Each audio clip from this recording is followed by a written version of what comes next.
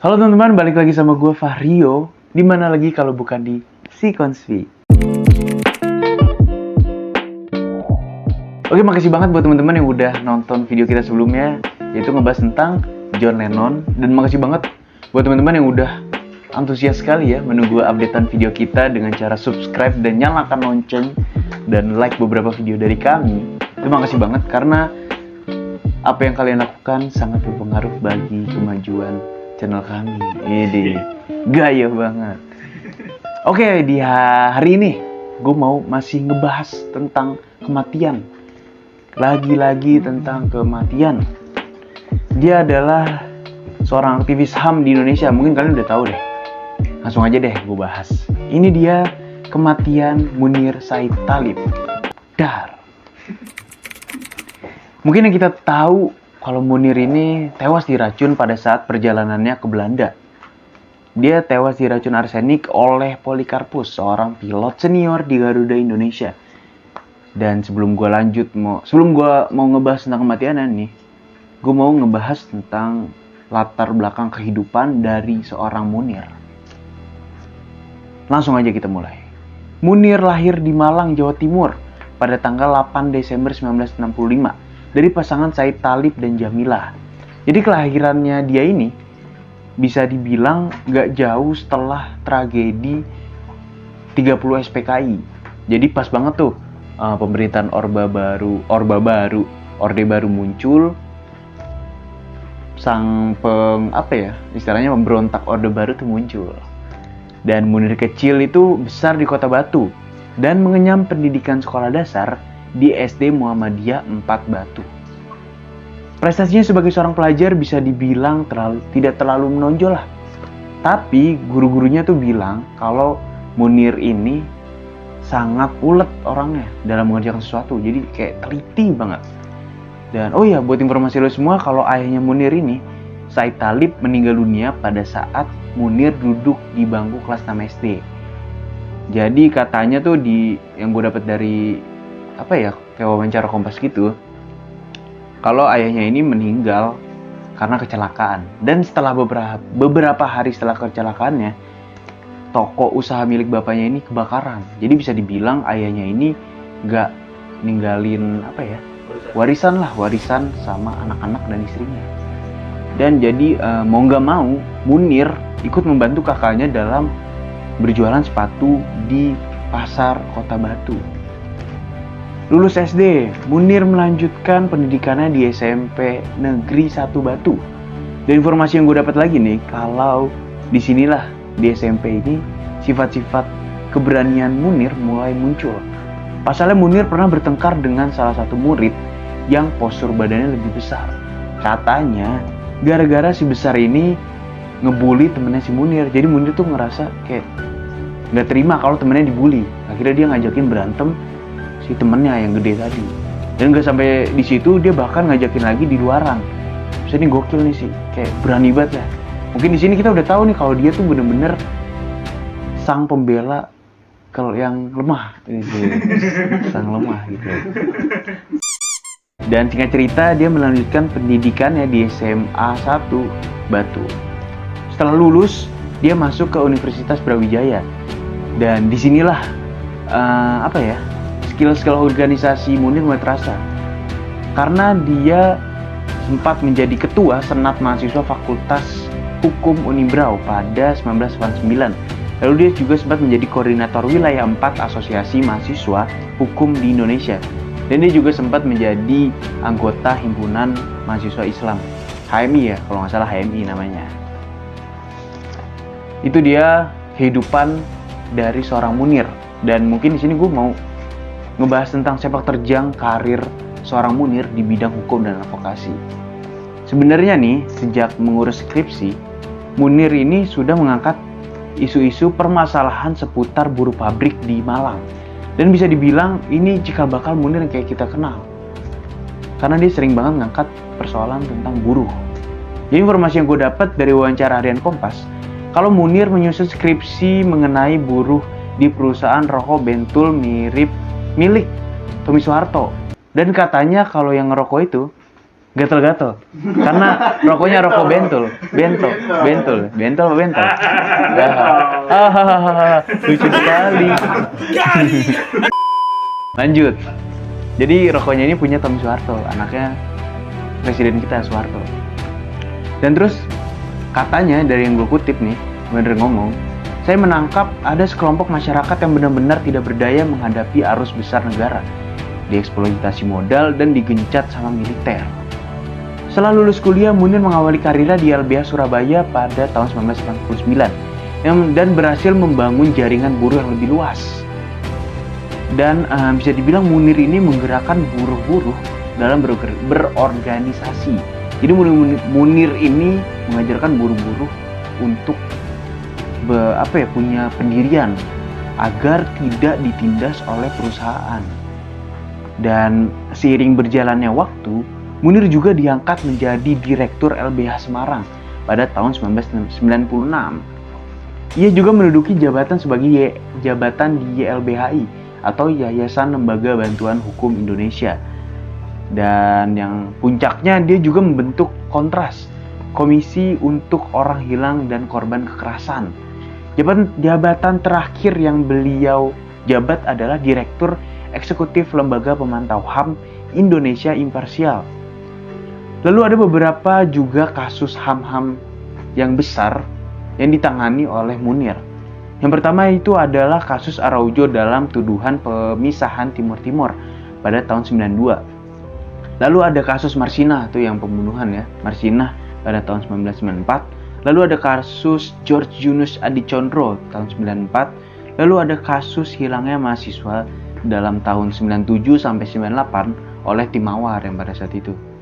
Lalu ada kasusnya hilang mahasiswa dalam sepanjang tahun 97 sampai 98 oleh Tim Mawar yang kita tahu pas demo lagi besar-besaran lah. Lalu ada kasus Nyum Priok. Lalu ada kasus Semanggi 1 dan 2 dan masih banyak lagi. Dan dari beberapa kasus besar yang dia tangani mengantarkan Munir ke beberapa prestasi juga yang dia dapati. Yaitu adalah Man of the Year versi majalah Ummah tahun 98. Lalu ada penghargaan PIN emas sebagai lulusan Universitas Brawijaya. Lalu ada satu dari 100 tokoh Indonesia abad 20 versi majalah Forum Keadilan. Lalu ada Lifehood Award atau di sini sih disebutnya kayak alternatif Nobel Prize. Yang dimana Munir mempromosikan HAM di dalamnya. Lalu ada Leader for the Millennium dari Asia Week tahun 2000. Lalu ada An Honorable Mention of the 2000 UNESCO Madanjit Singh Prize dalam mempromosikan toleransi dan anti kekerasan. Itulah dia karir dan prestasi seorang Munir. Dan sekarang gue mau ngebahas tentang kronologi kematian dari sisi awal-awal lah. Jadi artikel ini yang gue dapat dari detik.com diterbitkan setelah beberapa hari kematian Munir. Jadi gini katanya, pesawat GA974 yang membawa Munir dengan nomor kursi 40G berangkat dari Jakarta pada tanggal 6 September 2004 pada pukul 10 kurang 21.55. Lalu pesawat sempat transit di Singapura tanggal 7 September 2004. Lalu pada pukul 00.40 perjalanan dilanjutkan menuju Amsterdam pada pukul 1.50 dan dijadwalkan tiba di Amsterdam pada pukul 8.10 pagi. Setelah 3 jam lepas landas, Najib, seorang supervisor awak kabin lah istilahnya, menyampaikan laporan kepada pilot kapten, namanya itu Pantun Matondang, kalau ada seorang penumpang yang duduk di kursi 40G bernama Munir mengalami sakit karena bolak-balik ke toilet, terus kayak lemes gitu. Dan akhirnya sang pilot ini bilang ke Najib, coba tolong carikan dokter, ada kok dokter di salah satu kursi, namanya itu Dokter Tarmizi Hakim, diminta untuk menangani kesehatan dari Munir. Akhirnya setelah dokternya dapat, dikasihlah obat-obat dasar gitu lah, kayak obat mual, obat apapun, dan sampai Munir itu dipindahin kursinya ke dekat si dokter biar ngontrolnya itu kayak gampang. Akhirnya pas dikasih obat itu dia sempet nggak ngaruh, bener-bener nggak ngaruh, dia tetap sakit dan bener-bener nggak ngefek obatnya. Tapi siapa sangka setelah dia mengonsumsi obat, dokternya tuh ngeliat kayak, Pak Munir tidur nih, kelihatan tidur dan beristirahat. Ternyata dia beristirahat untuk selama-lamanya. Kacau. Karena setelah diperiksa, Munir ini sudah dalam keadaan meninggal. Dan setelah 2 jam sebelum mendarat di Amsterdam, Najib dan dokter ingin memeriksa kondisi Munir. Ternyata dia udah meninggal. Nah disitulah mulai kacau. Terus pesawat akhirnya mendarat dan jenazah diperiksa sesuai protokol keamanan. Jadi protokol keamanan setempat diperiksalah sampai penumpang tuh bener-bener nggak boleh keluar dari pesawat sebelum pemeriksaan selesai. Beberapa laporan sempat menyatakan kalau bahwa Munir meninggal secara wajar. Tetapi pada tanggal 1 Oktober 2004, hasil otopsi dari Netherlands Forensic Institute menyatakan bahwa ditemukannya kandungan arsenik dalam tubuh Munir. Jadi kalau lu nggak tahu, arsenik itu adalah zat kimia yang bener-bener nggak ada baunya. Kayak wujudnya ada sih, tapi baunya nggak ada, warnanya nggak ada. Bener-bener kalau kita minum, ya kayak biasa, nggak tahu apa-apa, itu minum tiba-tiba sebenarnya sebelum detik-detik kematiannya, sebenarnya nih ya, ada kejadian yang janggal sebelum dia meninggal, sebelum Munir meninggal. Yang pertama itu adalah pada tanggal 2 September itu ada panggilan telepon gak dikenal dan dijawab oleh istrinya, namanya Suciwati. Jadi pas diangkat, yang nelpon ini ngomong kalau saya ini Polikarpus. Terus Polikarpus nanya ke Pak Munir, ke istrinya, Pak Munir kapan nih berangkatnya gitu. Oh kata istrinya, oh minggu depan Pak, minggu depan berangkatnya gitu kira-kira. Lalu ditanya lagi sama istrinya, emang kenapa Pak? Oh enggak, kalau misalkan sama nih, kebetulan saya juga sama nih mau pergi. Gimana kalau kita berangkatnya bareng aja gitu. Satu pesawat gitulah barengan. Terus oh yaudah oke gitu. Singkat cerita ditutup teleponnya. Selesai. Terus istrinya cerita nih ke Munir kalau tadi ada yang nelpon namanya Polikarpus. Terus kata Munir, dia jawab, oh Polikarpus mah itu baru kenal berapa bulan yang lalu. Terus kata istrinya, kok dia kayak akrab gitu ya sama kamu? Ya nggak tahu deh, pokoknya kayak nggak tahu gitulah, kayak asing gitu. Lalu kejadian yang kedua adalah ketika di dalam pesawat, Polikarpus meminta awak pesawat untuk memindahkan Munir ke kelas bisnis. Munir mau lah, nggak usah Munir, gua aja mau ke kelas bisnis. Mau gitu kayak, yaudahlah gas lah. Akhirnya di kelas bisnis, di pesawat itu juga Munir sempat memesan makanan bakmi goreng dan jus jeruk. Nah itu jus jeruk nih belakangan ntar gue bahas. Lalu ada kejadian yang janggal selanjutnya.